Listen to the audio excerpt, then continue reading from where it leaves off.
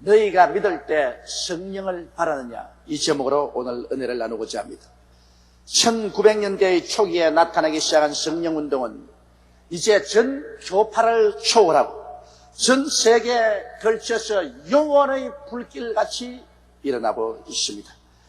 이는 마치 2000년 전 오순절 다락방에서 일어난 성령운동이 복음을 예루살렘과 온 유다와 사마리아와 땅끝까지 창렬하게 넘치도록 세운 운동과 동일한 것입니다. 성경에는 하나님께서 이 세상에 먼저 이런 비 성령을 주셔서 교회를 탄생시키시고 그 마지막 때 늦은 비 성령을 부어주심으로 교회를 완전히 성장하고 열매 맺게 하셔서 주님께서 수술을 끝내시고 하늘나라로 교회를 데리고 가겠다고 약속하신 것입니다. 그런데도 이와 같은 하나님의 섭리를 모르고 지금도 성령운동을 마귀의 역사니 광신주의니 하고 반대하는 평신도나 신학자나 목사들이 있습니다. 나는 이런 사람들을 생각할 때 가련하고 불쌍한 생각이 마음속에 납니다. 최근에도 한국의 어떤 목사가 우리 교회와 저를 공격하는 글을 쓴 중에 우리가 삼위일체 하나님 중 성령께 관하여 일변도로 강조하여 신학적으로 문제가 되고 있다고 이렇게 비난하는 것을 보았었습니다. 그러나 그 글을 읽고 저는 실수했습니다. 그분이야말로 삼위일체가 진실로 무슨 의미인지를 전혀 알지 못하고 있는 무식을 드러내고 있기 때문인 것입니다. 여러분, 구약 4000년 동안은 삼위일체 중 아버지 하나님이 정면에 나오셔서 일하셨습니다. 그래서 하나님의 아들 예수 그리스도는 야훼의 사자로서 언제나 나오셨고 성령은 야훼의 영으로서 나와서 아버지와 함께 역사하셨습니다. 그러나 구약의 300여 번 예언된 대로 우리 주 예수께서 이 땅에 오시겠다고 하나님께서 지시하셨는데 지금으로부터 2000년 전에 하나님 아들 예수께서 동정녀 마리아를 통해서 육신을 입고 이 땅에 오셨습니다. 그때로부터 시작해서 예수 그리스도의 시대가 전개된 것입니다. 예수 그리스도께서 정면으로 나와서 일을 하시고 아버지 하나님과 성령은 예수 그리스도의 배후에서 예수님을 통해서 나타나시고 일하신 것입니다. 그러나 예수님께서 그 사역의 마지막 때 성령을 보내시겠다고 계속 강조해서 말씀을 하셨습니다. 그 말씀대로 예수님이 부활 성천 이후 오순절 날에 성령께서 강림하시고 이제는 성령께서 정면에 나오셔서 일하시고 하나님 아버지와 예수님께서는 성령의 배후에서 성령을 통해서 우리 가운데 나타나시는 것입니다. 그러므로 이제는 성령 시대에 우리가 살고 있으며 성령님을 통하지 않고는 아버지 하나님도 만날 수가 없고 우리 주 예수 그리스도를 만날 수도 없고 깨달을 수도 없고 믿을 수도 없는 것입니다. 그 때문에 성령님을 아무리 강조해도 오늘날 충분히 강조할 수가 없습니다. 자, 그러면 오늘 이 시간에 왜 우리는 보혜사 성령님을 강조하고 성령으로 충만한 삶을 살아야 오늘날 마지막 시대에 올바른 신앙을 가질 수 있는가, 그 점에 관해서 여러분과 함께 성경을 통해서 알아보자는 것입니다. 첫째로 예수님과 성령님의 관계를 우리가 자세히 살펴봐야 되는 것입니다. 여러분, 예수님은 성령님을 통해 동정녀 마리아의 몸에서 잉태되셨습니다. 예수님은 성령님을 통하지 않고 이 땅에 오실 수가 없었습니다. 성경 누가복음 1장 35절에 보면 천사가 대답하여 가로되 성령이 내게 임하시고 지극히 높으신 이의 능력이 너를 덮으시리니 이러므로 나실 바 거룩한 자는 하나님의 아들이라 일컬으리라. 이 말씀은 바로 천사가 마리아에게 하신 말씀인 것입니다. 마리아는 하나님의 성령으로 말미암아 잉태하였어 우리 주 예수 그리스도를 이 세상에 내어놓게 된 것입니다. 이러므로 예수님은 바로 성령으로 잉태하신 분이신 것입니다. 그리고 예수님은 성령님을 통해서 이 땅에서 사역을 하셨습니다. 예수님 나이 30이 되시자 예수께서 요단강에 나가셨습니다. 세례 요한이 세례를 베풀고 계시는데 예수님이 나가서 세례 요한에게서 세례를 받으시자 곧 하늘 문이 열리고 하늘에서 성령이 비둘기같이 예수님께 임하셨습니다. 그리고 하늘에서 소리에서 가라되 이는 내 사랑하는 자요 내 기뻐하는 아들이라는 아버지 하나님의 증거가 있는 것입니다. 그 다음에는 예수님께서 세례 받으시고 성령으로 충만하시고 난 다음 곧 성령께 이끌려 광야에 가서 40주 40야를 금식하셨습니다. 그러고 난 다음에 마귀를 정복하고 주님께서 공생애를 시작한 것입니다.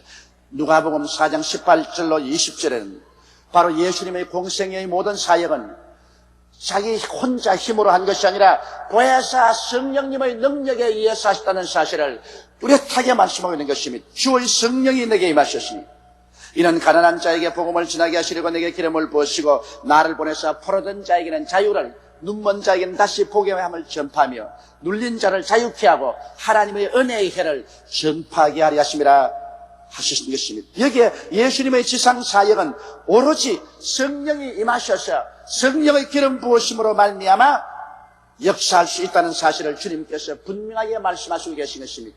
이렇기 때문에 우리 주 예수 그리스도 자신도 성령으로 잉태되시고 주님께서 성령으로 태어나시고 주님께서 성령 충만히 받고 사역하셔서 성령의 능력을 통하지 않고는 그리스도는 아무 일도 하지 않은 사실을 우리는 잘 알 수 있는 것입니다.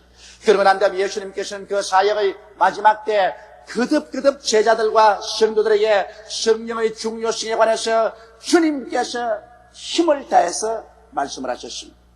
여러분, 예수님께서는 성령께 대해서 우리에게 자세하게 소개하고 계신 것입니다. 주님께서는 먼저 성령을 다른 보혜사로 소개하고 계신 것입니다. 요한복음 14장 16절로 10절에 내가 아버지께 구하겠으니 그가 또 다른 보혜사를 너희에게 주사 영원토록 너희와 함께 있게 하시리니 저는 진리의 영이라 세상은 능히 저를 받지 못하느니 이는 저를 보이도 못하고 알지도 못함이라. 그러나 너희는 저를 아나니 저는 너희와 함께 그하심이요 또 너희 속에 계시겠음이라고 말한 것입니다. 예수님께서는 우리 처음 보혜사십니다. 보혜사라는 것은 하나님께로부터 보내심을 받아 항상 우리 곁에 있으면서 우리를 도와주시는 이가 바로 보혜사라는 말인 것입니다. 예수님께서는 처음 보혜사로서 아버지께로부터 보내심을 받아 우리 곁에 계시면서 죄를 사하여 주시고 귀신을 쫓아내 주시고 병을 고치시고 배고픈 자에게 먹여주시고 위로해 주시고 죽은 자를 살리시고 하나님의 은총을 나누어 주신 분이신 것입니다. 바로 예수님께서 이와 같은 처음 보혜사로서 제자들과 같이 계셨고 사람들과 함께 계셨는데 예수님께서 이 땅을 떠나실 때 제자들이 실심낙담했습니다. 절망했습니다.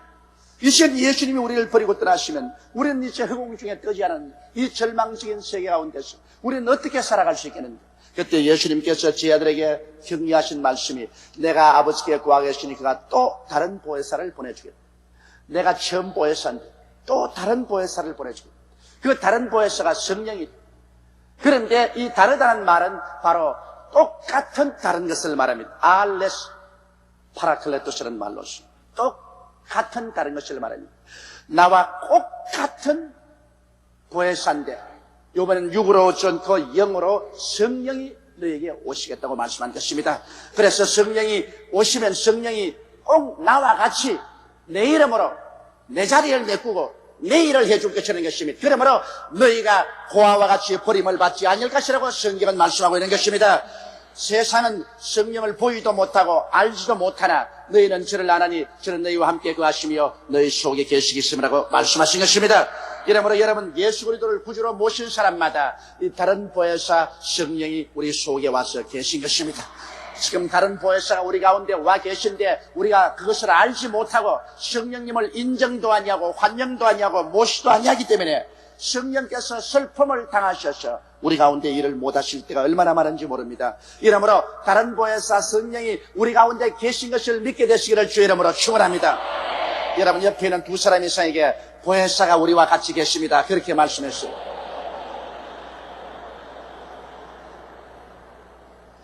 왜냐하면 이 보혜사 성령은 주께서 말씀하기를 영원토록 우리와 함께 계시겠다고 말씀한 것입니다.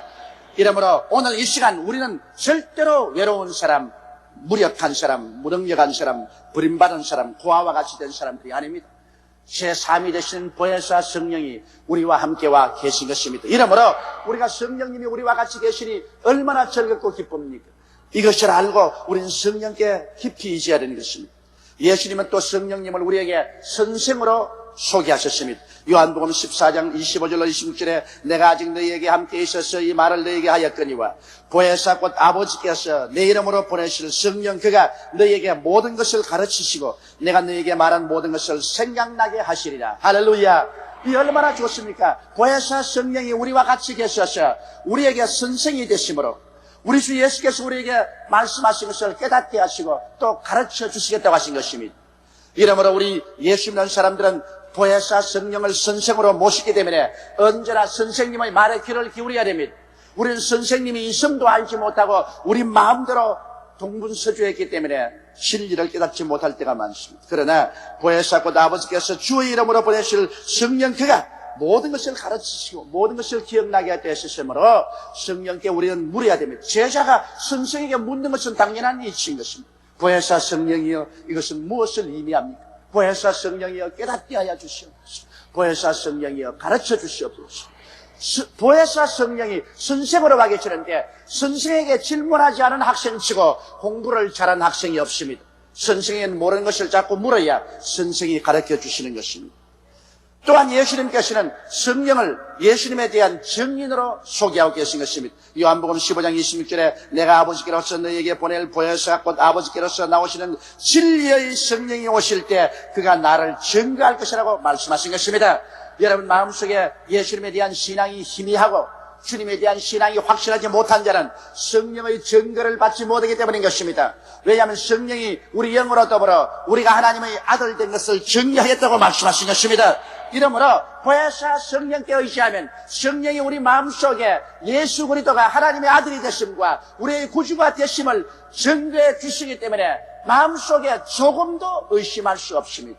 마음이 하나님의 성령으로 말미암아 확신으로 꽉 잡히게 되는 것입니다. 오늘 많은 사람들이 그리스도에 대한 신앙이 희미하고 신앙이 들어갔다 나왔다 하는 이유는 그들이 성령님을 무시하고 성령님을 멸시하고 성령의 증거를 받아들이지 아니하고 성령을 배반했기 때문에 그와 같은 불행이 생겨난 것입니다.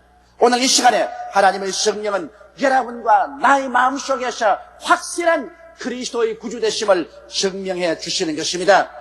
그리고 또 예수님께서는 성령을 예수님의 계시자로 소개하셨습니다. 요한복음 16장 12절로 12절에 내가 아직도 너에게 이를 것이 많으나 지금은 너희가 감당치 못하리라. 그러나 진리의 성령이 오시면 그가 너희를 모든 진리 가운데로 인도하시니 그가 자유로 말하지 않고 오직 듣는 것을 말하시며 장래 일을 너희에게 알리시리라. 그가 내 영광을 나타내니 내 것을 가지고 너희에게 알리시겠습니다. 무릇 아버지께 있는 것은 다 내 것이라. 그러므로 내가 말하기를 그가 내 것을 가지고 너희에게 알리리라 하였노라. 여기에 성령께서는 예수님의 영광을 나타내고 예수님의 것을 바라서 우리에게 알려주겠다고 말한 것입니다. 그러므로 하나님의 성령을 무시하고 멸시한 사람은 예수님께 대해서 전혀 알 수가 없습니다. 왜? 성령은 예수님의 영광을 나타내기 위해서 오셨고 예수님의 것을 받아가지고 우리에게 보여주시기 위해서 오신 예수 그리스도의 계시자인 것입니다. 그러므로 성령으로 충만하면 바로 우리는 예수 그리스도의 계시로 충만하게 되는 것이요. 성령께 잡힌 자는 예수께 잡히게 되는 것입니다. 성령은 당신 자신에 관해서 증거하기 위해서 오시지 아니하셨습니다. 성령은 우리 주 예수 그리스도를 깨닫게 하기 위해서 왔습니다. 여의도 순복음교회가 너무 성령을 주장한다. 조용기 목사가 너무 성령을 주장한다. 그러므로 삼위일체 신학에 어긋난다. 그렇게 말한 사람은 여러분 삼위일체 신학이 무엇인지 초보도 모르는 사람이겠습니다. 성령께서 오신 것은 바로 아버지 하나님과 예수 그리스도를 우리에게 알리기 위해서 오신 것입니다. 아버지 하나님과 예수님을 알리기 위해서 오신 성령님을 우리가 인정도 아니하고 환영도 아니하고 모시도 아니하고 성령을 내어 쫓아버리면 아버지 하나님도 알 수가 없고 우리 주 예수 그리스도의 영광도 알 수가 없으며 예수의 것을 우리가 받아서 누릴 수도 없는 것입니다. 바로 성령 안에 아버지가 타고 오시고 성령 안에 예수님이 타고 오십니다. 성령은 아버지 하나님과 예수 그리스도가 타고 오는 수레인데 수레를 없애버리고 난 다음에 아버지 하나님과 예수 그리스도를 우리가 모시거나 깨달을 수가 결코 없는 것입니다. 이러므로 우리는 성경에 있는 말씀이 우리에게 가르친 곳에 귀를 기울여야만 하는 것입니다. 그러면 둘째로 성령님과 우리와의 관계를 우리가 한번 알아보시기 바랍니다. 성령은 우리에게 와서 우리에게 어떠한 일을 하실까요? 성령님은 우리에게 오셔서 우리에게 회개 및 중생을 시키는 것입니다. 요한복음 16장 7절로 11절에 보면 그러나 내가 너희에게 실상을 말하니 내가 떠나가는 것이 너희에게 유익이라. 내가 떠나가지 아니하면 보혜사가 너희에게로 오시지 아니할 것이요 가면 내가 그를 너희에게로 보내리니 그가 와서 죄에 대하여 의에 대하여 심판에 대하여 세상을 책망하시리라. 죄에 대하여라 하면 저희가 나를 믿지 아니하며 의에 대하여라 하면 내가 아버지께로 가니 너희가 다시 나를 보지 못하며 심판에 대하여라 하면 이 세상 임금이 심판을 받았습니다. 여기에 주님께서 말씀하기를 내가 가는 것이 너희에게 유익이다. 내가 가지 아니하면 보혜사가 오지 아니할 것이요 가면 저를 보내겠다고 합니다. 예수님이 천국 가신 지 2000년에 벌써 보혜사 성령이 우리와 같이 계신 지가 2000년 동안 되는 것입니다.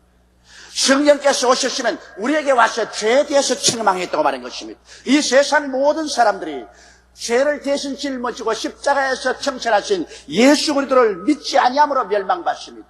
죄 때문에 멸망받은 것이 아니라 예수를 믿지 않기 때문에 멸망받습니다. 그러므로 성령께서 오셔서 예수를 믿지 않은 죄에 대해서 사람들의 마음에 책망하시고 사람들을 깨우쳐 주시는 것입니다. 성령의 책망을 듣고 그 마음속에 깨우침을 받은 사람만이 예수 그리스도를 구주로 믿을 수 있습니다. 예수 그리스도는 우리의 삶의 빛이 되십니다. 그러므로 바로 어두운 가운데 이 빛을 비추게 해주시는 바로 보혜사 성령인 것입니다. 예수를 믿어야 구원을 받을 수 있다는 것을 바로 보여주시고 예수님만이 우리의 의가 되시는 것으로 보여주시는 것입니다. 예수님만이 우리의 죄악을 다 청산하시고 우리 죄를 없애시고 우리의 의가 되셔서 예수를 통해서 우리 아버지 앞에 의롭게 설 수 있는 것을 보여주시며 하나님의 성령은 이미 마귀가 십자가에서 무장해제되었으며 마귀는 이미 권력을 다 빼앗겨버리고 마귀의 무장은 다 해제되었기 때문에 마귀는 우리를 도적질하고 죽이고 멸망시킬 권한이 없다는 것을 보여주시는 것입니다.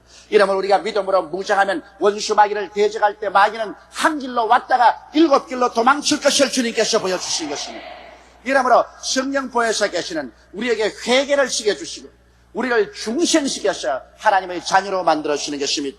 그리고 성령은 우리 속에 오셔서 죄와 사망을 이기게 해주시는 것입니다. 우리가 예수를 믿고 난 다음에도 언제나 죄악에 묶여있고 죄의 유혹에 끌려가며 사망의 세력에 포로가 될 때가 많습니다. 바울 선생은 말하기를 오라 나는 곤고한 사람이로다. 이 사망의 몸에서 누가 나를 건져내랴 탄식하는 것입니다.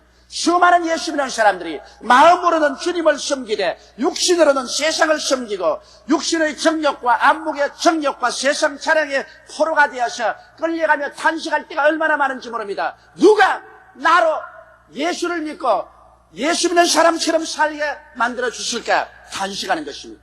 여기에 해답이 있습니다. 로마서 8장 1절로 2절에 그러므로 이제 그리스도 예수 안에 있는 자에게는 결코 정죄함이 없나니 이는 그리스도 예수 안에 있는 생명의 성령의 법이 죄와 사망의 법에서 너를 해방하였음이라고 말한 것입니다.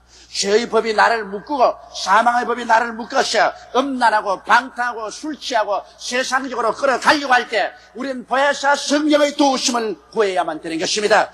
왜냐하면 그리스도 예수 안에 있는 생명의 성령의 법이 죄와 사망의 법에서 우리를 해방시켜 주시고 말한 것입니다. 이러므로 성령께서 오시면 죄의 법은 사라지고 모든 사망의 사슬은 끊어지는 것입니다. 이렇기 때문에 우리는 보혜사 성령이여 저를 붙들어서 예수 그리스도를 믿고 의롭고 거룩하게 살게 하여 주시옵소서. 성령의 도움을 받아야 됩니다. 성령은 그 일을 하기 위해서 우리 가운데 와 계시는 것입니다. 그리고 성령은 또한 우리에게 세례를 베풀어 주십니다. 사도행전 1장 8절에 오직 성령이 너희에게 마시면 너희가 권능을 받고 예루살렘과 온 유대와 사마리아와 땅끝까지 이르러 내 증인이 되리라고 말한 것입니다. 하나님의 성령이 오시면 하나님의 권능이 우리에게 마시는 것입니다. 그래서 우리는 기도가 권능이 있고 전도가 권능이 있고 신앙이 권능이 있는 신앙생활을 합니다. 죽은 자와 같은 신앙생활을 하지 않은 것입니다. 그리고 성령은 우리에게 기도의 힘을 주십니다. 로마서 8장 26절에 이와 같이 성령도 우리 연약함을 도우시나니 우리가 마땅히 빌 바를 알지 못하나 오직 성령이 말할 수 있는 탄식으로 우리를 위하여 친히 간구하시냐고 말하는 것입니다. 기도가 안 나오는 사람, 기도가 힘이 없는 사람, 기도하기가 싫은 사람은 성령께 도움을 구하십시오. 성령은 우리에게 기도할 수 있는 힘을 주시기 위해서 우리 옆에 기다리고 계신 것입니다. 성령의 도우심을 받아야 우리가 힘차고 생명이 넘치는 능력 있는 기도를 할 수 있는 것입니다. 그리고 성령은 오셔서 우리에게 여러 가지 은사를 나누어 줍니다. 성령으로 충만하면 우리가 여러 가지 은사를 받는데 그 중에 계시의 은사가 있고 지혜의 연사, 지식의 연사, 영분별의 연사가 있으며 발성의 연사로서는 방언, 통역, 예언의 연사가 있고 권능의 연사로서는 믿음의 연사, 병 고치는 연사, 기적의 연사가 있습니다. 그리고 또 나아가서 똑같은 은사로서 로마서 12장에 보면 섬기는 일 하는 은사가 있고 가르치는 은사, 그 다음 구원이 하는 은사, 구제하는 은사, 다스리는 은사, 긍휼을 베푸는 은사, 이와 같이 각자 하나님께서 우리에게 은사를 주셔서 성령님의 은사를 받아서 그리스도의 몸된 교회를 섬기며 받들게 만들어 주시는 것입니다. 이러므로 오늘 우리가 성령으로 충만한 사람은 하나님의 성령께서 내게 어떠한 은사를 주셨는가, 그것을 잘 알아보고 그 성령의 은사를 가지고서 그리스도의 몸된 교회를 섬길 때 하나님께서 크게 영광 받으시는 것입니다. 그러면 셋째로 우리는 성령님을 어떻게 모실 것인가, 그것을 자세히 알아봐야 되겠습니다. 성령님은 절대로 자신에 대하여 말씀하지 않으시고 오직 아버지 하나님과 예수님께 대한 증거만 하시는 것입니다. 그러나 이 성령을 우리가 어떻게 모실지 알아야 돼요. 성령님은 인격적으로 모셔야 됩니다. 성령님은 하나님이시며 또한 지식과 감정과 의지를 가지신 인격자인 것입니다. 이렇기 때문에 우리는 성령과 인격자적인 교통을 해야 되는 것입니다. 고린도후서 13장 13절에 주 예수 그리스도의 은혜와 아버지 하나님의 사랑과 성령의 교통하심이 너희 무리와 함께 있을지어다고 말한 것입니다. 성령과 어떻게 교통합니까? 성령이 인격자가 아니다면 성령과 교통이 됩니까? 저와 이 강대상이 교통이 됩니까? 저와 이 꽃하고 교통이 됩니까? 저와 이 건물하고 교통이 됩니까? 안 됩니다. 왜? 이것은 인격자가 아니기 때문인 것입니다. 그러나 저와 여러분과는 교통이 됩니다. 왜? 여러분은 인격자이기 때문인 것입니다. 이와 같이 하나님의 성령과 교통 안에 있습니다. 하나님의 성령과 어떻게 교통할까요? 하나님의 성령은 하나님이시기 때문에 우리가 존중함으로 교통하는 것입니다. 하나님 성령을 감사하고 하나님 성령을 예배함으로 우리는 하나님 성령과 교통합니다. 감사와 예배와 존경은 반드시 있어야 되는 것입니다. 어떠한 사람 말이기를 아버지 하나님과는 이야기하고 예수님께 기도하지만은 성령께 기도하라는 말은 들어보지 못했다고 그랬습니다. 그러므로 성령께 기도하는 것은 좋지 않다고 말합니다. 웃기는 소리 하지 마십시오. 삼위일체 하나님 중에 아버지와 아들과 성령이 일체인데 여러분 한 가족 중에 아버지와 어머니와 아들이 있으면 누구하고도 이야기하는 것입니다. 그렇잖아요? 아버지하고 이야기하고 어머니하고 이야기하는데 아들하고는 이야기하지 마라, 그런 소리가 있어요? 한 가족이면 누구나 다 이야기하는 것입니다. 성부와 성자와 성령이 똑같은 인격의 삼위일체인데 아버지에게는 기도하고 예수님께는 기도하되 성령께는 말하지 마라, 그런 법이 어디 있어요? 하나님의 성령을 우리는 인정하고 환영하고 모셔드리고 감사드려야만 되는 것입니다. 그리고 성령께 의지해야만 하는 것입니다.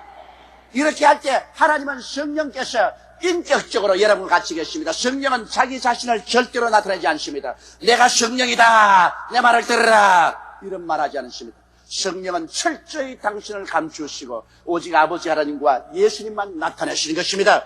그러나 성령은 인격자이기 때문에 성령님을 우리는 늘 인정하고 환영하고 모시드리고 경외하고 예배드려야만 되는 것입니다. 그리고 성령 충만을 위하여 늘 기도해야 됩니다. 하나님 아버지와 주 예수님께 성령 충만을 위하여 기도해야 되는 것입니다. 간절히 사모하는 영에게 성령이 더욱 충만해지시는 것입니다. 성령이 우리에게 와 계셔도 여러분 우리가 기도해야 성령으로 충만해 주시는 것입니다. 성령이 더 깊이 충만해 질수록 우리는 더 깊은 영적인 세계 속에 들어가서 살 수 있게 되는 것입니다. 여러분 성령은 예를 든다면 거울과 같습니다. 여러분 거울을 들여다볼 때 거울이 보입니까? 자기가 보입니까? 거울이 있는 것은 거울 자체를 선진하기 위해서 있는 것이 아니라 거울을 들여다보는 사람을 위해서 있는 것입니다. 그와 같이 성령은 바로 아버지 하나님과 우리 주 예수님의 거울인 것입니다. 성령을 들여다보면 들여다볼수록 성령은 보이지 아니하고 아버지 하나님이 보이고 예수님이 보이는 것입니다. 성령 자신은 언제나 감추어 버립니다. 성령은 자신에 관해서 절대로 말하지 않습니다. 거울이 자기 자신에 관해서 말하지 않습니다. 거울이 사람들 보고 보지마, 나 먼저 보고 그렇게 말하지 않습니다. 거울을 닦아서 보면 전부 내 얼굴이 보이지 거울이 보이지 않습니다. 우리 성령으로 충만하면 할수록 더욱 아버지 하나님이 보이고 예수 그리스도가 보이지 성령은 보이지 않습니다. 왜냐하면 성령은 바로 아버지 하나님과 예수님을 계시하는 당사자이기 때문인 것입니다. 그러므로 오늘날 여러분 성령이 없이는 우리 주 예수 그리스도를 구주로 모실 수도 없고 아버지 하나님을 예배드릴 수도 없습니다. 오늘날 시대는 바로 성령 시대인 것입니다. 이러기 때문에 마귀는 와서 어찌하든지 성도들이 성령을 깨닫지 못하게 하기를 원하고 있는 것입니다. 신학적으로 아버지에 대해서 알아도 좋다, 신학적으로 예수님께 대해서 연구해도 좋다, 그러나 성령은 강조하지 마라, 그것은 바로 광신자가 된다, 그렇게 말합니다. 여러분, 이런 마귀의 말에 속아서는 안 됩니다. 성령 없이는 아버지 하나님도 아들도 있을 수가 없는 것입니다.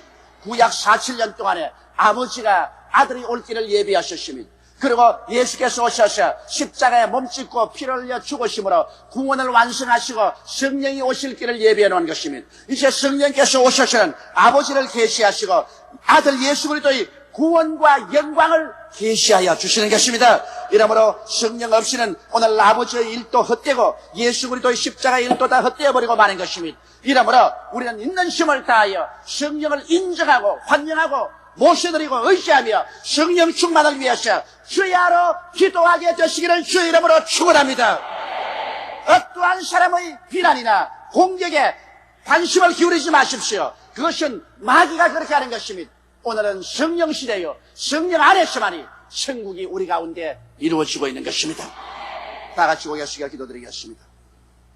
사랑이 많으시고 거룩하신 하나님 우리 아버지, 오늘날 시대가 성령의 시대라는 것은 우리 자타가 공인합니다. 우리 하나님 아버지여, 이 날을 오게 하기 위해서 아버지가 4,7년 동안 일하셨고 예수님께서 십자가에서 몸짓고 피를 흘려 구원을 완성하셨습니다. 비로소 성령이 오셔서 아버지와 아들이 이루어 놓은 일을 우리에게 나누어 주십니다.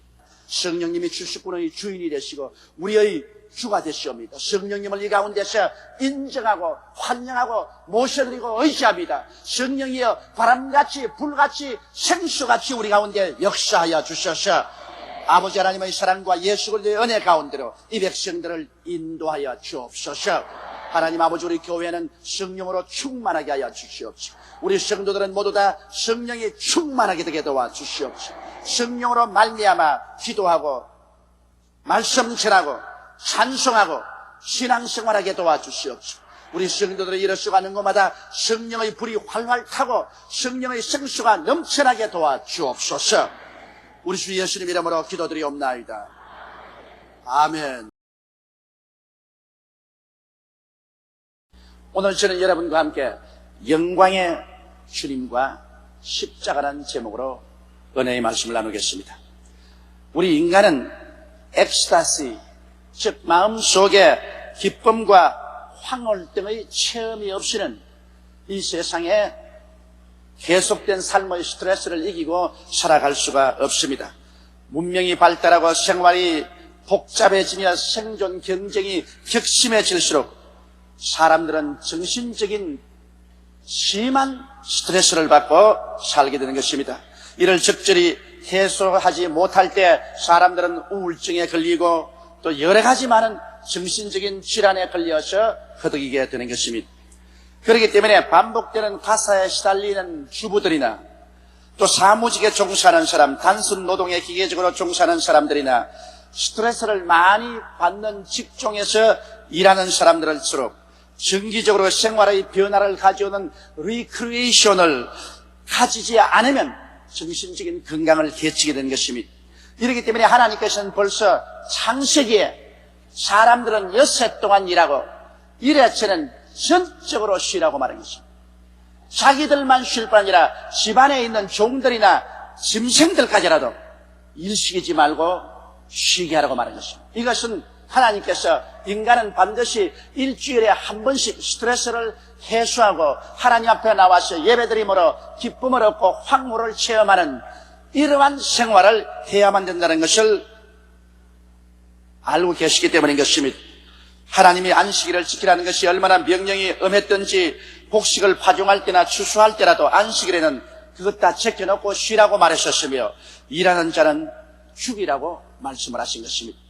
이러므로 여러분, 우리의 생활 가운데 정기적인 기쁨의 체험 없이는 생활의 무거운 짐을 짊어질 힘을 잃어버리게 된다는 사실을 하나님께서 친히 성경에 우리에게 가르쳐주고 계신 것입니다.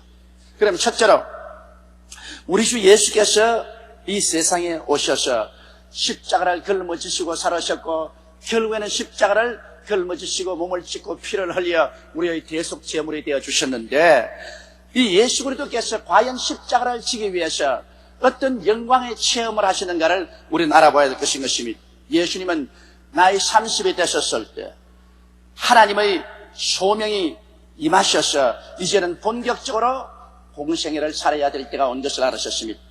그럴 때 하나님께서 그냥 예수님에게 너 나가서 십자가를 짊어지고 복음을 전파하라 그렇게 말씀하지 않으셨어요.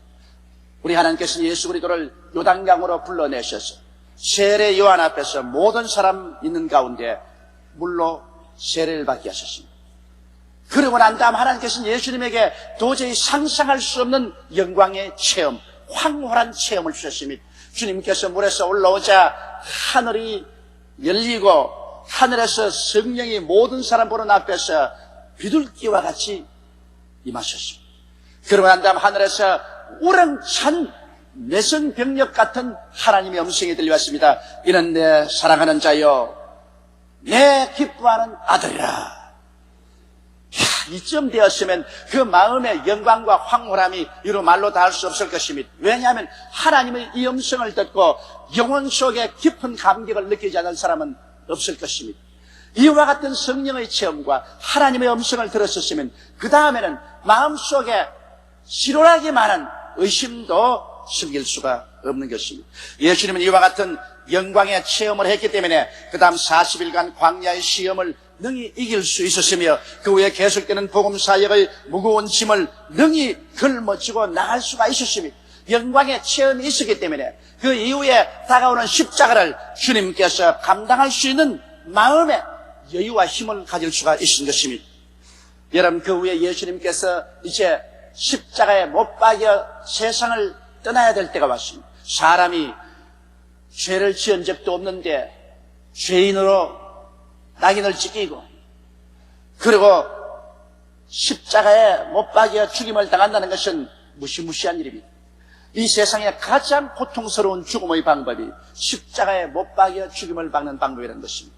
이 고통을 여러분 보통 각오로서는 감당할 수가 없습니다. 그러므로 예수님께서 우리를 대신해서 대속 제물이 되어 죽기 위하여 예루살렘으로 올라가기 전에 하나님은 또다시 한번 예수님의 생애 속에 잊을 수 없는 기쁨의 체험, 황홀의 체험을 주십니다. 이는 예수님께서 예루살렘에 가는 도중에 제 아들을 데리시고 높은 산 기슭에 오셨습니다. 9 제자를 밑에 주시고 베드로와 야고보와 요한 3사람만 데리시고 주님께서 그 변화산상의 꼭대기에 올라가서 기도하니까 순식간에 제 아들이 보니까 예수님의 옷이 세상 사람이 아무리 빨래를 해도 그렇게 휘어질 수가 없도록 찬란하게 흰 광채를 나타내고 예수님의 얼굴이 태양과 같이 빛났습니다. 그리스도의 과거에 하나님과 계시던 그 영광을 하나님께서 보여주신 것입니다. 그러고 난 다음에 보니까 율법을 대표하는 모세와 선지자를 대표하는 엘리야가 와서 예수님과 대화하는데 예수님께서 예루살렘에 가서 십자가에 못 박아 죽으실 것과 장사 지내고 난 다음 사흘 만에 부활하실 것을 이야기하고 있었습니다. 베드로와 야고보와 요한은 너무 그 근처에만 있어도 황홀하고 정신이 몽롱했습니다. 베드로는 미처 겁이 나서 무슨 말 할지 몰라가지고서 주여 이곳에 있는 것이 좋사오니 이곳에 초막셋을 짓겠나이다. 여기에 주님의 초막과 모세의 초막과 엘리야의 초막을 짓겠나이다. 중대한 잘못을 말했습니다. 왜냐? 어떻게 모세와 엘리야를 예수님과 나란히 앉혀놓을 수 있습니까? 그런 일은 있을 수가 없습니다. 예수님은 창조주요 모세와 엘리야는 예수님의 종입니다. 그때 하나님의 구름이 내려와서 그들을 감싸는데 그들은 두려움 가운데 떨었었습니다. 그럴 때 구름 속에서 하나님의 음성이 와서 말하기를 이는 내 사랑하는 자여 내 기뻐하는 아들이니 이 사람의 말만 들으라. 그러고 난 다음에 정신을 번쩍 드니까 모세도 온데가 안 되었고 엘리야도 온데가 안 되었고 예수님만 그 자리에 계셨습니다. 예수님이 이 변화산성에 놀라운 체험을 했을 뿐 아니라 베드로와 야고보와 요한조차도 황홀한 체험을 하셨습니다. 예수님은 여기에서 다시 한번 하나님의 아들로서 당신이 하나님의 뜻을 쫓아 십자가에 못 박여 죽지만은 사흘 후에 부활을 확실한 보증을 하나님께로부터 받고서 그런 마음에 말할 수 없는 힘과 용기를 얻고 주님께서는 예루살렘으로 올라갈 수 있었습니다. 그런 마음의 황홀감을 주님께서 체험했기 때문에 그 예루살렘에서 체포되시고 십자가의 고난을 당하시는데 이 무서운 고난의 십자가를 걸머질 수 있는 힘은 바로 그가 오는 도중에 변화산성에서 체험한 이 영광의 체험 때문이었습니다. 그러므로 여러분 보십시오. 우리 주 예수 그리스도께서 오늘날 십자가를 걸머지고 생활을 하셨고 십자가에 결국 못 박여서 우리의 대성물이 될 수 있었던 것도 그런 영광스러운 하나님의 은총을 체험하고 그 마음에 큰 기쁨과 황홀감을 얻었기 때문에 십자가를 걸머질 수 있는 힘을 가질 수가 있었던 것입니다. 둘째로 여러분, 우리 제자들의 영광의 체험과 십자가를 보시기 바랍니다. 예수님의 제자들은 예수님께서 친히 선택하셔서 3년여 동안 예수님을 따라다니면서 그리스도의 말씀을 배웠고 또 예수 그리스도의 밑에서 그들은 병도 고치고 귀신도 쫓아내고 많은 하나님의 영광스러운 일도 일어나는 것을 보았습니다만 제자들 그들 자체 속에 위대한 변화를 가져오는 영광의 체험을 하지 못했습니다. 그래서 예수 그리스도를 십자가에 못 박는 그림자가 겟세마네에 덮치자마자 그들은 예수 그리스도를 버리고 한결같이 다 도망을 치고 말인 것입니다. 왜냐하면 십자가를 감당할 힘이 없었습니다. 그들은 아직 영광을 체험하지 못하기 때문에 예수님이 하나님의 아들인 것을 머릿속으로는 다 알지만은 그러나 그리스도께서 십자가 고난받기 위해서 체포당할 때 함께 체포당하고 함께 고난당하고 한국에 죽음을 당할 용기가 없었습니다. 그래서 예수님을 버리고 도망을 쳤습니다. 그 중에 수제자인 베드로는 아무래도 자기가 수제자이기 때문에 체면이 말이 아닌 것을 깨닫고 도망가다가 돌아서서 도로 예수님이 잡혀가는 곳에 따라가서 안나스와 가야바의 뜰까지 따라갔었습니다. 예수님이 곳에 심판을 받으시는데 사람들에게 얻어맞아 얼굴이 다 터지고 눈이 퉁퉁 부으시고 입술에서 피가 흘렸었습니다. 그런데 거기에 모닥불을 피워놓고 추우니까 하숙들이 불을 쬐고 있는데 베드로도 같이 불을 쬐고 있으니까 한 여종이 와서 베드로를 자세해버리니 당신은 바로 예수 그리스도와 함께 골고다 산정에 있는 것을 보았다. 당신 바로 감람산에서 예수가 체포당할 때 당신 함께 있는 것을 보았다. 그러자 베드로는 깜짝 놀래가지고 그 비자 앞에서 예수 그리스도를 심히 부인했었습니다. 그 다음 두 번째 또 한 번 이런 고소를 당했을 때 그는 굉장히 부인하고 세 번째는 저주하고 맹세하여 가로되 나는 그 사람을 도무지 모른다고 하고 그는 밖에 나가서 통곡을 하고 울었었습니다. 왜냐하면 자기가 아무리 예수님을 시인하고 그리스도의 제자라고 하려고 해도 그렇게 할 힘이 자기 속에는 없었습니다. 왜냐하면 그런 영광을 체험하지 못하기 때문에 이러한 고난의 십자가를 감당할 만한 용기와 힘이 없는 것을 발견했습니다. 그는 너무나 자기가 역부족한 것을 발견하고 밖에 나가서 땅을 치고 통곡하고 울고 그 마음은 깊은 우울증에 빠질 수밖에 없은 것입니다.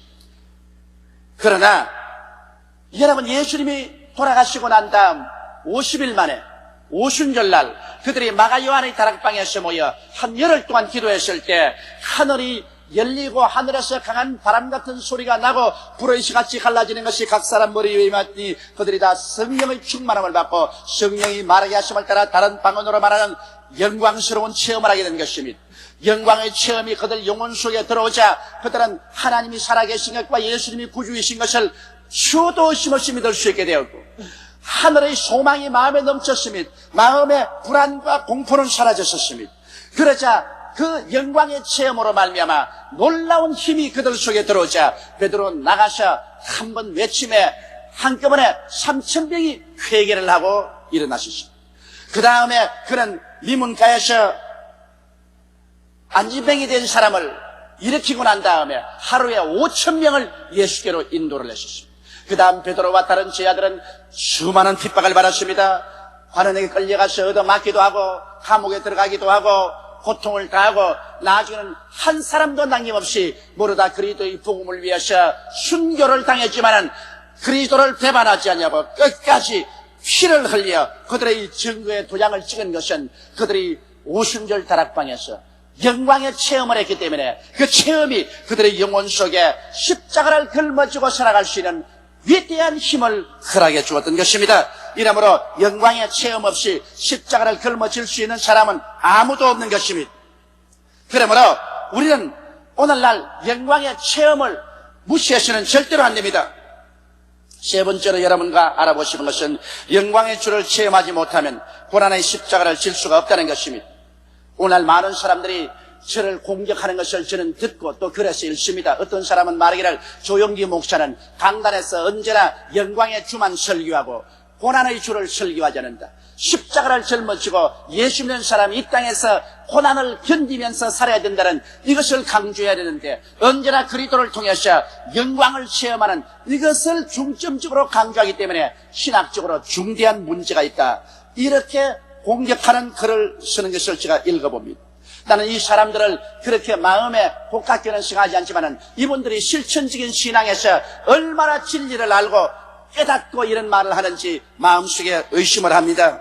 왜냐하면 저는 저희 개인의 체험을 통해서 보게 될지라도 오늘 30여 년의 신앙생활과 목회생활 가운데 수많은 어려운 낭만에 부딪히겠습니다. 잠 못 이루는 밤을 지난 것은 한두 번이 아닙니다. 내 인생이 마지막 고비에 처했으며 이제는 벽에 부딪혔고 이제는 다시는 이 사망의 엄침한 골짜기에서 헤어날 수 없을 것이라는 이러한 여러 가지 위기감도 느낀 적이 한두 번이 아닙니다. 그러나 이러한 모든 것을 제가 이길 수 있는 것은 제가 인생의 가장 캄캄한 밤중에 있을 때 우리 주님께서 오셔서 영광을 체험시켜 주시기 때문인 것입니다.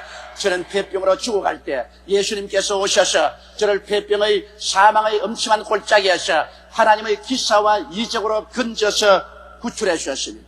저는 성경 66권을 다 읽어도 얻을 수 없는 영광의 체험을 예수 그리스도를 통해서 했습니다.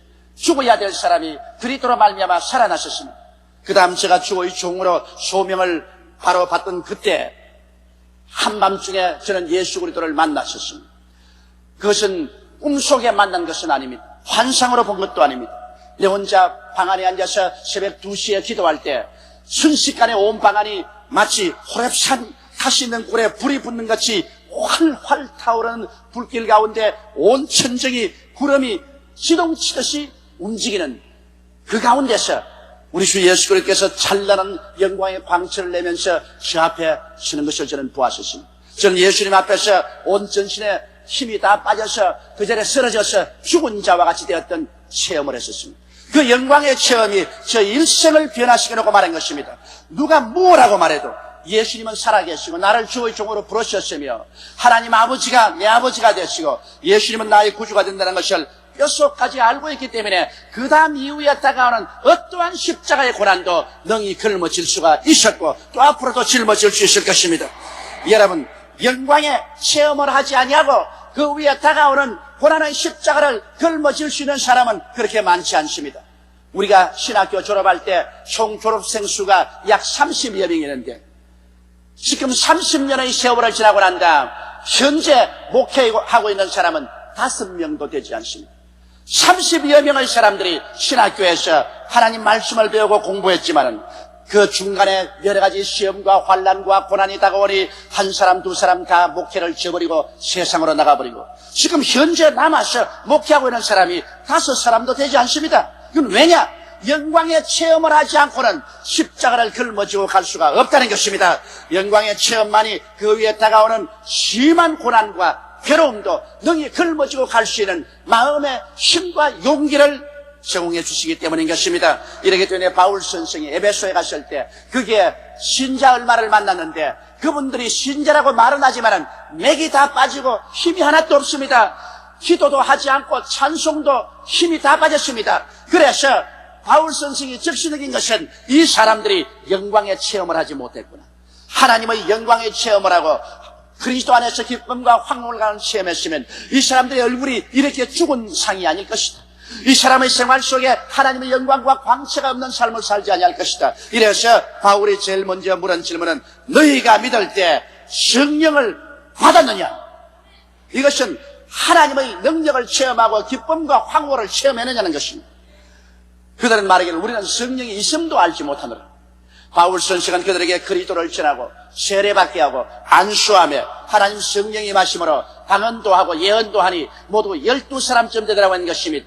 그때로부터 시작해서 에베소는 성령의 불길이 임한 것입니다. 이 사람들이 하나님의 기쁨과 황홀을 체험하고 난 다음 그 다음에는 물불을 가리지 않고 복음을 전도했습니다. 그들은 핍박도 사양치 아니하고 감옥에 들어가도 두려워하지 아니하고 죽음도 두려워하지 않고 복음을 전개해서 삽시간에 소아시아의 에베소가 소아시아 일대에서 가장 큰 복음의 센터가 되었으며 소아시아를 중심으로 해서 온 그 일대가 그리스도의 복음을 다 듣게 되었습니다. 이것은 12사람이 하나님의 영광을 체험하자마자 그 다음에 일어나서 온 소아시아 전체를 그리스도의 복음의 불바다로 만들어버리고 말한 것입니다. 이와 같이 사람들은 이 세상에 살면서 그리스도를 믿으면 고난을 당해야 된다고 그것을 자꾸 강조합니다. 예수를 믿고 나면은 모든 기쁨도 버리고 모든 생활의 편안도 버리고 고난의 십자가를 걸머쥐고 음울한 삶을 살아야 된다고 말합니다. 그래서 예수 믿는 사람들이 우울해지고 부정적이 되고 그러고 난 다음 쉽게 그리스도를 배반하고 그리스도의 복음을 위해서 헌신하지 않습니다. 사람들은 예수 믿는 것이 고통의 십자가를 처음부터 끝까지 걸머쥐야 된다고 생각하는 것입니다. 그러나 실상은 그렇지 않습니다. 그리스도 안에서 하나님이 우리에게 허락하신 이 놀라운 영광의 체험, 이 기쁨의 체험, 이 황홀의 체험을 하고 난 다음에는 말하지 않아도 그 뒤에 동남풍이 불고 서북풍이 불어도 가시밭길이 다가와도 사람들은 끄떡하지 않고 걸어가게 되는 것입니다. 십자가는 영광의 체험 없이 걸머질 수 있는 것이 못 되는 것입니다. 그러므로 먼저 예수님 십자가 앞에 나와서 하나님의 기쁨과 영광과 은혜를 우리는 체험해야만 하는 것입니다. 이것 없이 여러분 고난만 걸머지고 나갈 힘은 절대로 생겨나지 아니하는 것입니다. 먼저 우리는 십자가 밑에 나와서 철저히 죄사함을 받는 은혜를 체험해야 하는 것입니다. 그냥 형식적으로 왔다 갔다 하는 것이 아니라 그리스도를 십자가 앞에서 만나고 나의 모든 죄가 다 눈 녹듯이 녹아버리고 지금같이 붉은 재, 진홍같이 붉은 데가 양털같이 흰 눈같이 휘어지는 체험을 우리가 영혼 속에 해야만 되는 것입니다. 그래서 그 우리 영혼이 하나님의 은혜에 감격하여 눈물을 흘리는 이와 같은 체험이 있어야 되는 것입니다. 우리는 그리스도 앞에 나와서 성령이 충만하여 하나님의 사랑이 우리 마음속에 부음받는 체험을 해야 되는 것입니다. 그리스도의 사랑에 온 몸이 전율하는 이와 같은 체험을 우리는 반드시 해야 되는 것입니다. 성령 충만, 이것이 우리에게는 반드시 이 세상을 살아가는데 필요한 하나님의 영광의 체험인 것입니다. 또 우리는 치료의 체험도 해야 되는 것입니다. 이 세상에서 조그마한 병 하나라도 우리가 기도해서 낫고 나면 그 다음에는 100분의 설교를 듣는 것보다도 더 마음에 확신이 오고 자신이 생기는 것입니다. 사람들은 체험하는 것보다 더 큰 신앙이 없습니다. 물론 우리 믿음은 말씀이었어야 되겠지만 그 말씀 그 자체가 우리에게 체험을 반드시 동반해 오고 또 오야만 하는 것입니다. 그 다음 우리는 축복의 은혜도 받아야 되는 것입니다. 그리스도께서 우리를 위하여 저주를 받은 받으사 율법의 저주에서 우리를 속량하였으니 이는 그리스도 예수 안에서 아브라함의 복이 이방인에게 미치게 하려 함이라고 말한 것처럼 우리들은 그리스도를 통해서 우리의 생활 가운데 하나님의 축복이 임하는 것도 체험해야 하는 것입니다. 우리가 하나님의 축복을 받고 나면 그 다음에 어떠한 하나님을 위한 시련을 당해도 흔들리지 않습니다. 그 시련과 고난을 능히 이겨나갈 수 있는 마음속에 영광과 기쁨이 있기 때문인 것입니다. 우리는 부활의 소망도 체험해야 되는 것입니다. 주와 깊은 신앙의 교제 가운데서 우리는 부활의 체험을 하고 우리는 그리스도의 영광의 체험을 하므로 우리의 몸이 죽어도 다시 부활한다는 확실한 소망을 우리 마음속에 가질 수 있어야만 되는 것입니다. 영광의 주를 체험하고 나면 그 후에 이 그리스도 때문에 당해야만 하고 또 다가오는 어떠한 고난의 십자가도 짊어질 수 있는 마음속에 힘도 생기고 자신도 생겨나게 되는 것입니다. 오늘 많은 성도들이 처음 예수 믿을 때 즐겁게 믿다가 조그만쯤 시험과 환난이 다가오면 모두 다 예수 그리스도를 포기하고 세상으로 흘러가는 이유는 그들은 그리스도 안에서 영광을 체험하지 못하기 때문에 마치 오순절 이전에 예수님의 제자들이 3년여 동안 예수를 따라다녔지만 십자가가 다가오자 한결같이 다 예수를 부인하고 버리고 도망친 것과 같은 것입니다. 이러므로 여러분 우리는 누가 뭐라고 말하든지 영광의 주를 체험하고 난 다음 그 다음에는 고난의 십자가를 걸머질 수가 있는 것입니다. 많은 사람들이 엄울한 복음을 갖고 있습니다. 크리스찬이 되기 위해서는 삶의 기쁨을 다 버리고 오직 금욕과 고난의 삶 속에서 참으며 십자가를 걸머지고 살아가야만 한다고 자꾸만 강조하고 있습니다. 저는 이와 같은 태도를 비난하지는 않지만은 그러나 이것은 절대로 실현 불가능한 일인 것입니다. 예수님 자신도 영광을 체험하기 전에는 십자가의 고난을 걸머질 수가 없었습니다. 예수님의 제자들까지라도 영광을 체험하기 전에는 십자가를 다 피하고 도망을 쳤습니다. 하물며 우리가 어떤 사람이기에 하나님의 영광을 체험하지 아니하고 십자가를 걸머지고 그리스도를 위해서 희생적인 신앙생활을 할 수 있다고 생각하는 것입니다. 이러므로 우리는 먼저 주님 앞에서 십자가 밑에 나와 주님께 영광의 체험을 얻을 수 있도록 기도해야만 되는 것입니다. 우리 주님은 우리에게 영광의 체험을 주십니다. 영광스러운 죄사함을 주십니다. 영광스러운 성령 충만의 체험을 주십니다. 영광스러운 치료의 체험을 주십니다. 영광스러운 축복의 체험도 주신 것입니다. 영광스러운 부활의 소망으로 가득히 채워주는 체험도 주시는 것입니다. 신앙생활에 이와 같은 절실한 체험은 우리에게 크나큰 힘의 원천이 되어주는 것입니다. 이와 같은 하나님의 기쁨, 하나님의 영광, 이것을 우리 체험해야 하는 성경에는 주님께서 너희들은 엿새 동안 부지런히 일하고 이래저는 하나님 앞에 나와서 하나님의 은총을 체험하라고 말씀한 것입니다. 이래저 하나님의 은혜를 체험하고 나면은 그 다음 다가오는 또 엿새 동안 어떠한 시련과 환난과 어려움이 다가와도 너희 신앙을 견지하고 나갈 수 있다는 것입니다. 그러나 하나님께 나와서 은혜를 체험하고 영광과 기쁨을 체험하지 못하면 그만 세상에 나가서 살 동안에 시험과 환난에 넘어지고 유혹에 빠지고 우상 숭배하게 되고 귀신을 따라가게 되고 결국 하나님을 배반하게 된다는 것입니다. 이스라엘 백성이 가나안 땅에 들어와서 하나님이 얼마나 많은 축복을 주시고 적과 꿀이 흐르는 은총을 주셨지만은 그들이 하나님의 약속을 배반하고 제일 타락을 먼저 한 것이 안식일을 지키지 않은 것으로부터 출발한 것입니다. 안식일을 지키지 아니하고 그냥 안식일 날에도 모두 다 파종하고 빚매고 추수하고 세상에서 일했었습니다. 그래서 하나님과 더불어 영광의 체험을 한 것이 사라지자 말자 그들에게 다가오는 유혹을 이길 수 없었습니다. 마귀의 유혹, 우상숭배의 유혹, 죄악의 유혹을 이길 수가 없었습니다. 그래서 이스라엘 전 국민들이 우상을 숭배하기 시작한 것입니다. 바알신의 절하고 아시라신의 절하고 우상을 따라가다가 하나님의 심판을 받아 그들은 멸망을 받았습니다. 북방 이스라엘은 아수르의 포로로 잡혀가고 남방 유다는 바벨론의 포로로 잡혀가는 비극을 체험하게 된 것입니다.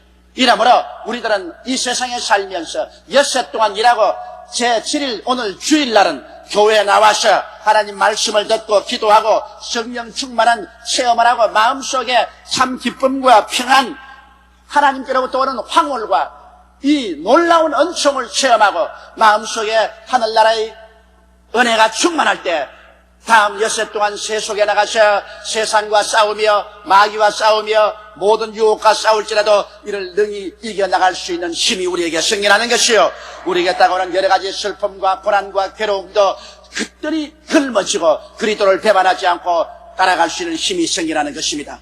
이러므로 여러분 영광을 체험하고 난 다음에 그 다음 십자가를 걸머지고 나가는 여러분 되시기를 주의 이름으로 축원합니다. 오늘 우리 이 자리에 온 것은 영광의 체험을 얻기 위해서 온 것입니다. 우리가 오늘 떼는 이 떡은 그리스도의 몸입니다. 우리가 마시는 이 잔은 예수 그리스도의 흘린 피인 것입니다. 그리스도의 몸을 먹고 그리스도의 피를 마셔서 예수님이 우리 안에 우리가 예수님 안에 있는 이 가장 극적인 영광스러운 만남과 체험을 갖게 되는 것입니다. 여러분 이 체험을 할 때 하나님의 성령이 우리에게 마시고 우리는 이 체험을 통해서 죄사함 받은 확신을 얻습니다. 하나님 성령이 같이 계시는 확신을 얻고 병든 자는 고침을 받으며 저주의 신은 노여남을 받게 되는 것입니다. 이 체험을 통해서 우리는 반드시 부활할 것을 알게 되는 것입니다. 이와 같은 영광의 체험을 가지고 우리는 십자가를 걸머지고 이 세상에 나가서 그리스도의 도를 위해서 있는 힘을 다해서 전파하는 각자가 되어야 되겠습니다. 우리 다 같이 고개 숙여 기도드리겠습니다. 전능하시고 거룩하신 아버지 하나님, 영광의 체험 뒤에 고통의 십자가도 마다하지 않고 걸머지고 갈 수가 있습니다. 이러므로 내 아버지 하나님이시여, 우리 기독교 복음은 십자가를 걸머지고 가라, 십자가를 걸머지고 가라고 십자가 일변도로 외치는 것이 아니옵니다. 내 아버지 하나님의 축복을 넘치게 받은 연후에 어떠한 십자가도 기꺼이 걸머질 수 있는 용기와 힘이 생긴다는 것을 알게 하여 주시옵소서. 이래서 우리 주님께 나오면 주님은 우리에게 반드시 축복을 주신다는 것을 우리가 알아야 되겠사옵나이다. 우리 영혼이 잘됨같이 범사에 잘되며 강건하고 생명을 얻되 풍성하게 얻는 이 놀라운 축복을 체험하게 해주심을 감사합니다. 하나님의 은총을 체험한 사람은 하나님을 배반하지 않고 어떠한 일이 있어도 십자가를 걸머지고 나갈 힘이 생기는 것을 우리는 알 수가 있습니다. 우리 아버지여, 오늘 성찬을 우리가 받을 때 성령의 놀라운 역사가 일어나게 도와주시옵시고 우리의 생활 속에 참된 변화가 다가오게 도와주시옵소서. 우리 주 예수님 이름으로 기도드리옵나이다. 아멘. 저는 오늘 여러분과 함께 주님의 길을 보여주소서, 이와 같은 제목으로 은혜의 말씀을 나누겠습니다. 우리가 낯선 도시나 혹은 외국에 가서 길을 잃는다는 것은 참으로 난처합니다. 저는 수년 전에 미국의 시카고에서 저녁 성회를 인도하고 나왔는데, 그 본교회 목사님이 시카고 교회에 아주 좋은 음식점이 있으니까 그게 식사하러 가자, 그렇게 말씀을 하셔서 옷도 갈아입지 않고 차에 그냥 올라탔습니다. 마침 진눈가비가 내리고 있어. 눈 속으로 헤치면서 1시간쯤 달려가서 그 식당에 가니까 식당의 문을 닫아버리고 저녁 식사를 안 해요. 저는 아주 배는 굉장히 고팠습니다. 밤 늦으면 미국에서 어디 가서 밥 먹을 데가 없어요.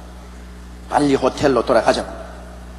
그렇게 돌아왔었는데 그만 목사님께서 길을 잃어버리셨습니다. 아무리 달려도 시카고가 나타나야 말을 하죠. 미국에는 고속도로에서 길을 한번 잃어버리면 수백 리 밖에 떨어집니다.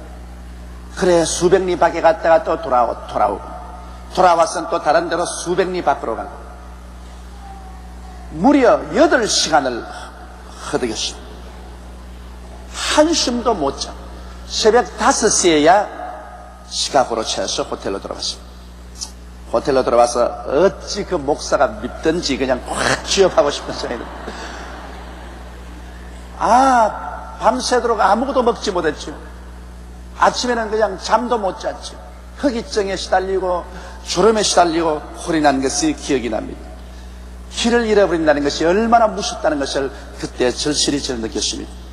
여러분, 우리는 세상에 살아가는 동안은 무수한 인생의 일들을 당합니다.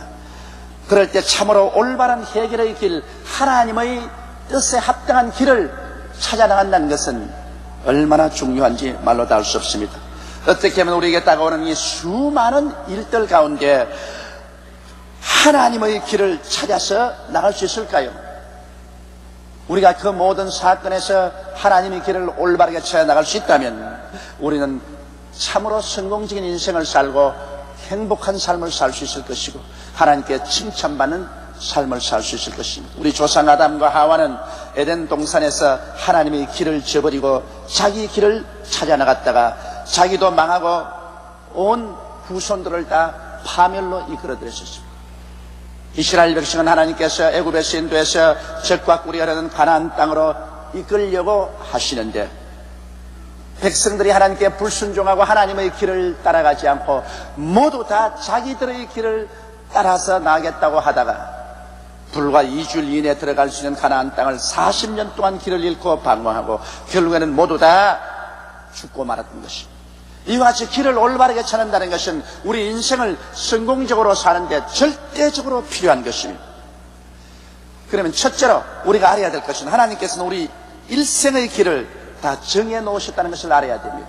여러분 스스로가 없는 길을 만들고 안 된 길을 닦아서 가도록 하나님이 정해 놓지 않으셨습니다. 하나님은 우리 인생에 대해서 모두 다 아시고 우리의 길을 예비해 놓은 것입니다. 하나님께서는 여러분 오늘 이 자리에 앉아 계신 여러분의 이름과 주소와 여러분의 사정을 낱낱이 알고 계시다는 것을 알아야 됩니다.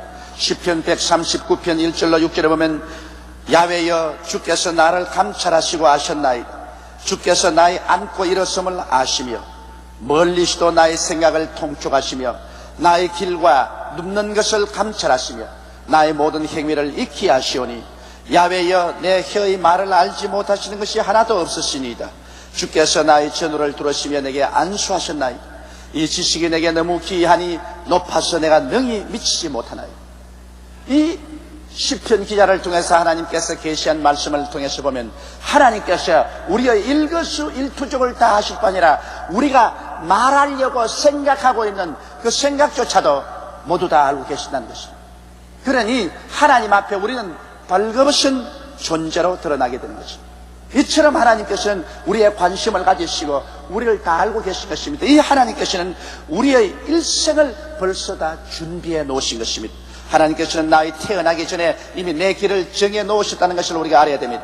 시편 139편 16절로 18절에 보면 내 형질이 이루기 전에 주의 눈이 보셨으며 나를 위하여 정한 날이 하나도 되기 전에 주의 책에 다 기록되었나이다. 하나님이여 주의 생각이 내게 어찌 그리 보배로우신지요 그 수가 어찌 그리 많은지요 내가 세리고 할지라도 그 수가 모래보다 많도소이다. 내가 깰 때에도 오히려 주와 함께 있나이다. 이 말씀에 보면 내가 어머니 뱃속에서 형질이 생겨나기 전에 이미 주님께서는 나를 다 보셨고 내가 아직 어머니 뱃속에서 나와서 내 하루도 지나기 전에 벌써 내 일생에 살아갈 것을 하나님의 책에 다 기록해 놓았단 말이죠. 그러니 왜 하나님께서 우리를 사랑하셔 우리를 위해서 다 정해놓은 그 길을 걸어가지 아니하고 내가 스스로 길을 만들어서 내 길을 택하려고 하는 것은 어리석기 짝이 없는 것입니다. 여러분, 우리 하나님의 말씀을 통해서 보면 에레미야서 1장 4절로 5절에 에레미야에게 하나님 주신 귀한 계시가 있습니다. 야훼의 말씀이 내게 임하니라 이르시되 내가 너를 복중에 짓기 전에 너를 알았고 내가 태에서 나오기 전에 너를 구별하였고 너를 열방의 신자로 세웠노라 하시니라. 에레미야를 보고 하나님 말씀하기를 내가 너가 어머니 뱃속에 생겨나기 전에 이미 다 알고 있다. 네가 어머니 뱃속에서 나오기 전에 이미 내가 너를 선지자로 택했다고 말한 것입니다. 이러므로 소위 세상에서 말하는 운명이라고 할까요? 우리가 인생을 어떻게 살아갈까 하는 이것은 하나님께서 벌써 우리가 복중에 태어나기 전에 이미 결정지어놓은 것입니다. 성경에는 하나님의 성함을 야훼 이레라고 말합니다. 고린도전서 2장 9절에 기록된 바 하나님이 자기를 사랑하는 자를 위하여 예비하신 모든 것은 눈으로 보지 못하고 귀로도 듣지 못하고 마음으로도 생각지 못하였다 함과 같으니라고 말한 것입니다. 그러므로 야훼 이레께서는 우리를 위해서 모든 것을 다 예비해 놓으신 것입니다. 그러므로 삶의 모든 길에 이미 하나님께서 예정하시고 예비해 놓으신 길을 찾는 것이 우리의 임무인 것입니다. 우리 스스로가 길을 만드는 것이 임무가 아닙니다. 우리 스스로가 인생길을 궁구해서 찾아가는 것도 아닙니다. 우리는 하나님께서 이미 만세 만대 전에 해와 달과 별들도 생기기 전에 억첫 만급 전에 우리를 위해서 이미 예비해 놓으신 그 길을 우리가 찾아가는 것입니다. 하나님이여 주의 길을 우리에게 보여주시옵소서. 하나님께서는 여러분 일생을 예정하시고 여러분에게 가장 좋은 길을 예비하시고 여러분을 위해서 하나님께서는 이끌어 가시기를 원하시고 계신 것입니다. 이 지식을 갖고 있으면 우리는 일생을 살아갈 동안에 어떠한 문제가 생겨도 당황하지 않습니다. 이미 하나님께서 정해놓으시고 하나님께서 예비한 길이 있으므로 우리 그 길을 보여달라고 하나님께 엎드려 기도할 때 옛날 이스라엘 백성들에게 구름 기둥과 불 기둥으로 인도해 주신 그 하나님께서는 우리에게도 오늘 하나님의 특별하신 방법으로 인도하여 주시는 것입니다. 둘째로 그러면 우리가 하나님의 길을 어떻게 해서 알아볼 수 있을까? 이것을 깨달아야 되는 것입니다. 여러분, 하나님의 길은 하나님의 말씀을 통해서 우리에게 보여주시는 것입니다. 우리가 하나님의 말씀을 들을 때 우리 마음속에 깨달음이 옵니다. 엠마오로 가는 두 제자는 예수 그리스도께서 죽고 사흘 만에 부활하셨다는 소문을 듣고도 낙심해서 고향으로 낙정해 갈 때 길을 가는데 갑자기 한 사람이 곁에 와서 그들과 함께 동행을 하게 된 그분이 하나님 말씀을 말하는데 엠마오로 가는 두 제자의 가슴 속이 뜨거워졌다고 말했습니다. 마음이 뜨거워졌다. 그래서 날이 저물자 주막에 들어가서 그들이 같이 쉬기로 하고 주막에 들어가서 식사를 하는데 빵을 짜게 해서 그 어른이 기도를 해주신데 갑자기 그들 눈이 열려서 보니까 바로 예수님이었습니다. 그들이 예수님이라고 하자 예수님은 사라져버리고 말았습니다. 오늘날도 여러분 예수님은 말씀을 통해서 우리에게 찾아오시는 것입니다. 여러분 주일 교회 와서 하나님 말씀을 들을 때 여러분 마음이 뜨거워질 때가 있을 것입니다. 저 말씀은 나를 보고 하는 말씀입니다. 내 마음이 뜨거워집니다. 내 영혼이 불이 탑니다. 이럴 때 우리 주님께서는 그 말씀을 통해서 여러분에게 찾아오고 계신 것입니다. 마치 불이 섭을 태우는 것처럼 방망이로 돌을 깨뜨리는 것처럼 여러분의 마음속에 감동이 다가오게 될 때, 이때는 주님께서 그 말씀을 통해서 여러분에게 가르치고 인도하고 있습니다. 그 말씀을 통하여 여러분의 인생을 바로 잡는 것이 필요한 것입니다. 또 말씀을 읽고 깨달음을 통해서 우리 인생을 인도해 주는 것입니다. 우리가 평소에는 하나님 말씀을 읽어도 별로 아무 의미가 없던 것이 어느 날은 그 말씀을 읽는데 갑자기 마음이 뜨거워지고 깨달음이 다가오는 것입니다. 그 말씀이 내게 말씀하기 시작합니다. 가슴이 뜨거워지고 눈물이 납니다. 마음의 기쁨이 충만해집니다. 말씀을 읽고 깨달아질 때 그 말씀이 여러분에게 말씀을 하는 것입니다. 영국의 유명한 고아의 아버지였던 조지 뮬러 씨는, 그는 아프리카 선교사가 되기 위해서 독일 사람인데 영국에 영어를 공부하러 왔습니다. 그는 영어를 공부하는 동안에 많은 고아들이 영국 런던 거리에서 방황하는 것을 보았었습니다. 그런데 하루는 성경을 읽는데 시편에 하나님은 고아의 아버지시여 과부의 변호자신이라는 그 구절을 읽는데 그 말씀이 그만 마음에 깊은 감동을 주고 마음이 뜨거워지고 눈물이 흘렀었습니다. 하나님께서 고아의 아버지시고 과부의 변호자시는 저 런던 거리에 저렇게 많은 고아들이 정처 없이 해두고 있는데 내가 아버지가 고아의 아버지시니 나는 아버지 밑에서 쟤들을 돌보는 총무가 되어야 되지 않겠냐. 그러한 마음이 생기면서 눈물이 막 쏟아졌습니다. 그래서 그는 하나님께 기도했습니다. 하나님, 내게 하나님께서 고아를 돌보는 사명을 주셨으면 오늘 이 시간부터 그 길을 열어주시옵소서. 기도하는데 계속해서 길이 열렸습니다. 이래서 그는 결국 선교사로 가지 않고 영국 런던에서 큰 고아원을 세워서 수천 명의 고아들을 먹이고 입히고 교육을 다 시키는 고아의 아버지가 됐습니다. 위대한 믿음의 사람이 된 것입니다.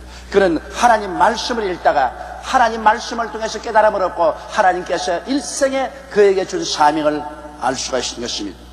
혹은 말씀을 묵상할 때 여러분 우리 마음속에 깨달음이 옵니다. 우리가 하나님 말씀을 읽고 난 다음 그것을 머릿속에 반복해서 묵상하고 묵상할 때 그 말씀을 통해서 우리 마음속에 깨달음을 줍니다. 그 깨달음을 통해서 우리 인생은 달라지기 시작하는 것입니다. 이 말씀은 깨닫지 아니하면 우리에게 아무런 변화를 가져오지 않습니다. 말씀을 들을 때, 말씀을 읽을 때, 말씀을 묵상할 때 우리 마음속에 깊이 깨달음을 가지고 와서 말씀이 우리를 인도하여 주시는 것입니다. 그렇기 때문에 우리가 하나님의 인도를 받으려고 할 때 여러분 말씀을 들으십시오. 말씀을 읽으십시오. 말씀을 묵상하십시오. 하나님께서는 말씀을 통해서 반드시 여러분에게 갈 길을 밝히 보여주시는 것입니다. 둘째로 성령님의 인도를 통해서 하나님은 우리의 갈 길을 보여주시는 것입니다. 우리가 성령님의 인도를 받기 위해서 성령님을 인정하고 환영하고 모셔드리고 의지하며 간절히 기도할 때 성령의 영감이 우리 마음속에 다가옵니다. 그건 직감으로 다가오는 것입니다. 누가 아무도 내게 말하지 않았는데 내 마음속에 직감으로 다가오는 것입니다. 이것이다. 그것은 이유가 없습니다. 왜 그렇게 마음속에 직감이 다가오는지 알 수가 없습니다. 설명을 할 수가 없어요. 그러나 성령께서 직감으로 내게 말할 때는 그 길을 따라가야 되는 것입니다. 하나님의 성령께서는 이것은 위험하다, 이것은 피하라. 왜 위험한지 모릅니다. 성령이 그렇게 말씀하시면 피해야 돼요. 성령께서는 갑자기 직감으로 이것을 해라, 그것을 해야 돼요. 어느 예배 출석하고 있는데 하나님 성령께서 너 있는 것 다 헌금 내놓아라. 저는 그런 적이 여러 번 있었어요. 그래서 내 있는 것을 헌금을 다 내놓았어요. 그러고 난 다음 아주 낭패에 취했는데 나중에는 하나님께서 그 헌금보다 더 많은 돈을 제게 준 경험도 있습니다. 성령의 영감, 이것이 우리에게 다가와서 우리에게 길을 인도할 때가 있습니다.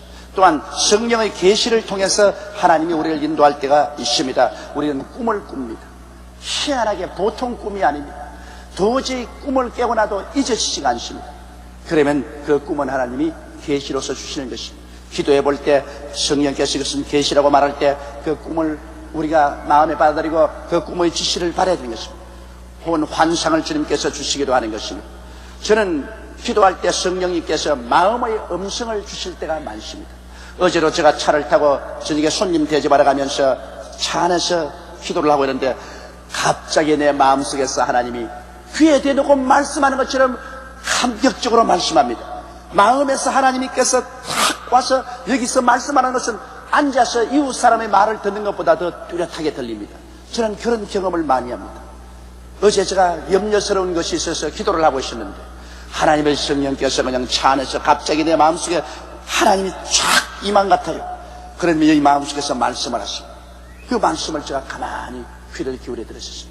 하나님께서 얼마나 마음속에 영광스러운 말씀을 해주신지 모릅니다. 제가 우리 국민일보의 장래를 위해서 기도하고 염려하고 있었는데 하나님이 갑자기 내 마음속에 하시니 사랑하는 아들아 걱정하지 마라. 국민일보를 누가 시작했냐? 내가 시작했다. 아무도 나의 하는 일을 막지를 못한다. 내가 문을 열어놓으면 닫을 자 없고 닫아놓으면 열 자가 없는데 국민일보는 내가 직접 내 손에 잡고 운행한다. 너가 하는 것도 아니고 너 성도들이 하는 것도 아니고 그러므로 내가 가는 길을 아무도 못 막는다. 네 함 두고 보아라. 저는 이런 말씀을 듣고서 저 인생길을 늘 정하고 있었습니다. 그러므로 하나님께서 마음에 와서 마음에서 직접 말씀하는 이러한 계시도 있습니다. 그 다음에 대개는 성령께서 마음의 소원을 통해서 우리에게 말씀을 해 주십니다. 그 마음의 소원은 빌립보서 2장 13절의 말씀대로 너희 안에서 행하시는 이는 하나님이시니 자기의 기쁘신 뜻을 위하여 너희로 소원을 두고 행하게 하시나니 우리가 기도할 때 마음속에 뜨거운 소원이라는 것입니다. 불같은 소원이요. 육신의 소원은 기도하면 사라집니다. 마귀가 가져온 소원도 기도하면 사라집니다. 그러나 하나님이 주신 소원은 엎드려서 기도하면 할수록 날이 갈수록 내 마음속에 구름기둥같이 불기둥같이 소원이 솟구쳐 올라오는 것입니다. 그 소원을 통해서 하나님께서 말씀하시는 것입니다. 하나님은 이것을 하라 저것을 하라 이것을 하지 마라 저것을 하지 마라 이 길로 가라 저 길로 가라. 마음의 소원, 이것은 가장 많은 사람에게 하나님이 성령으로 인도하는 방법인 것입니다. 그 다음에는 마음의 확신을 통해서 하나님이 인도하십니다. 그것은 그냥 기도하는 중에 마음에 아주 신념이 확 들어옵니다. 이 길로 가야 되겠다. 이 길로 가지 말아야 되겠다. 그 사람을 만나야 되겠다. 만나지 말아야 되겠다. 이런 마음에 갑자기 확신이 들어옵니다. 이 사업을 해야 되겠다. 아니야, 이 사업을 하지 말아야 되겠다. 이 사람하고 결혼해야 되겠다. 아니야, 하지 말아야 되겠다. 이건 뭐 순식간에 기도할 때 마음속에 강한 확신이 들어와서 내 마음을 휘어잡습니다. 신념이 이끌어가는 것입니다. 이와 같은 것도 우리가 상당히 관심을 가지고 보아야 되는 것입니다. 그 다음에 환경을 통해서 하나님께서 우리에게 말씀할 때가 많습니다. 우리는 환경을 많이 바라봐야 돼요. 우리가 하나님의 뜻을 알려고 간절히 기도하고 하나님 이것입니까 저것입니까 구할 때 하나님께서는 환경을 통해서 우리에게 응답하십니다. 여러분 요나를 보십시오. 요나는 하나님께서 니느웨로 가서 복음을 전가하라고 하는데 그는 하나님의 뜻을 거역하고 요빠에 가서 배를 타고 다시스로 갔었습니다. 그런데 하나님께서 환경을 통해서 그를 막습니다. 거대한 풍랑이 일어나서 도저히 배가 다시스로 가지 못하도록 난파를 당할 정도인 것입니다. 이렇게 거부 반응으로 막습니다. 여러분 하나님의 뜻이 아닌 것으로 가면 하나님께서 우리를 막습니다. 우리가 가는 길에 첩첩산중이 되고 어려움이 다가오고 그 길로 못 가도록 위험이 다가오는 것입니다. 그럴 때 그것을 우리가 깊이 바라보고 기도하고 길을 돌이키지 아니하고 고집을 부리고 그 길로 가겠다 하면 난패하는 것입니다. 하나님은 우리를 사랑하기 때문에 우리가 알지 못하고 잘못된 길을 갈 때는 하나님께서 환경에서 그것을 막아주시는 것입니다. 또 그렇지 않으면 환경에서 하나님께서 열린 문을 주십니다. 엘리야가 3년 6개월 동안 비가 오지 않은 이스라엘을 위해서 갈멜산 위에 올라가서 비 오기 위해서 기도합니다. 간절히 기도하고 종을 꼭대기에 보내서 하늘을 살펴보라니까 종이 갖다 내려와서 아무것도 없다고 그랬습니다. 두 번째, 세 번째, 네 번째, 그래서 일곱 번째 종을 보내니까 종이 내려와서 말이에요. 저 지중해 동편에 손바닥만한 구름이 하나 떴다고 했습니다. 그럴 때 엘리야가 말했습니까? 빨리 내려가서 왕에게 큰 비의 소리가 들리니 채비에서 빨리 수도로 돌아가라고 그렇게 말하셨습니다. 엘리야는 이스라엘이 3년 6개월 동안 비가 오지 않았는데 비 오기 위해서 간절히 하나님께 기도하고 그 다음 하나님께서 증거를 주시기를 기다렸는데 동편 하늘에 손바닥만한 구름 하나, 이거 아무것도 아닌 것입니다.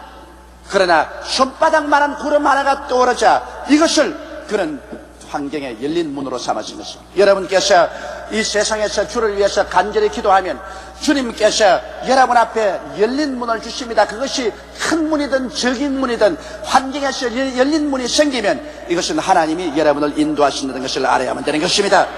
그래서 그 길을 가지고서 여러분이 기도를 많이 해봐야 되는 것입니다. 그 다음에 주의 길에 들어섰을 때와 안 들었을 때를 우리가 분별해야 돼요. 내가 주의 길에 들어섰느냐, 내가 가는 것이 주의 길이 아니냐는 것을 알아야 되는데, 주의 길에 들었으면 마음에 평안이 오고, 주의 길에 들어서지 않으면 마음이 불안합니다. 내가 무슨 일을 하는데 이게 주의 뜻일까, 주의 뜻이 아닐까 그러면서 진행합니다. 그런데 마음이 아주 불안하고 마음에 고통스럽습니다. 그럴 때는 주의 길에 못 들었었습니다. 잘못 들었었습니다. 가는 길을 중지해야 돼요. 주의 길에 들었으면 마음에 평안이 있습니다. 마음이 편안해요. 그저 앉아나 서나 눈에 나무 전가 안 보이고 귀에는 아무 소리 안 들리고 손에는 잡히는 없어도 마음에 평안이 넘칩니다. 이것은 여러분께서 주의 길에 들어와 있다는 증거인 것입니다. 그 다음 또한 주의 길에 들어와 있으면 마음에 기쁨이 넘칩니다.